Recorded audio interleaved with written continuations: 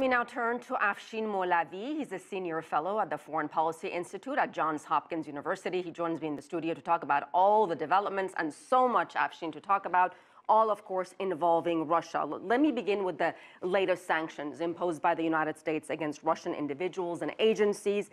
Is this, in your opinion, too little too late, or better late than never? I think in some respects this is better late than never, but I think what also needs to happen is we can't simply get into these tit-for-tat battles, right?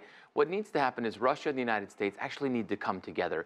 Much in the same way Russia and the United States came together to discuss nuclear arms, we actually need a cyber war rules of engagement summit. And not just Russia and the United States, but also the major powers, because international law is still murky here. And there is no clear rules of engagement when it comes to cyber warfare. And I think all sides need to know where the red lines are. And I think that would be a very important next development. Well, I find the timing also interesting. How much of what we saw today with these sanctions were instigated by the poisoning of this ex-Russian spy and his daughter in England? Yeah, I think to some extent there probably was something behind that as well, because in many ways the narrative has emerged in Washington that the Trump administration is not doing enough regarding Russia. And here was this international climate of condemnation. So what the Trump administration really did was they named people on the sanctions list that had already been indicted by Robert Mueller, the special counsel,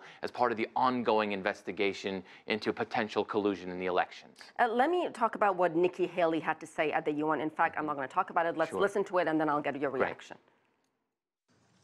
The United States believes that Russia is responsible for the attack on 2 people in the United Kingdom using a military-grade nerve agent. Now 1 member stands accused of using chemical weapons on the sovereign soil of another member. The credibility of this council will not survive if we fail to hold Russia accountable. Wow, very tough words from Nikki Haley, the U.S. ambassador to the United Nations. And even President Trump in the Oval Office today said something along the lines the Russians were behind that nerve agent attack.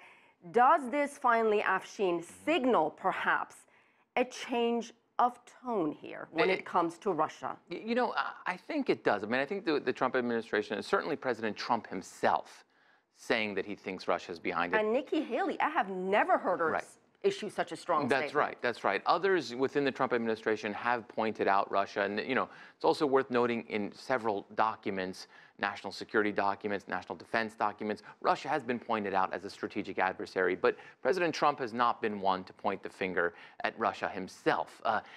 But what's important here, again, is that, okay, now we've made statements, but we still haven't seen considerable action, neither from the U.S. Look at the NATO statement. That was a bold statement.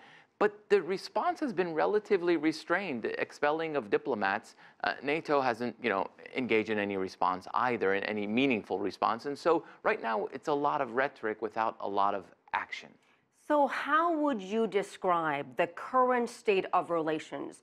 You've got UK and the United States, 2 historic, strong, close allies. You've got Russia on the other side. Are we entering another Cold War? Yeah, it's a good question, because this felt like, straight out of a Cold War spy novel, didn't it? Sure did. Using a nerve agent in a small, English town.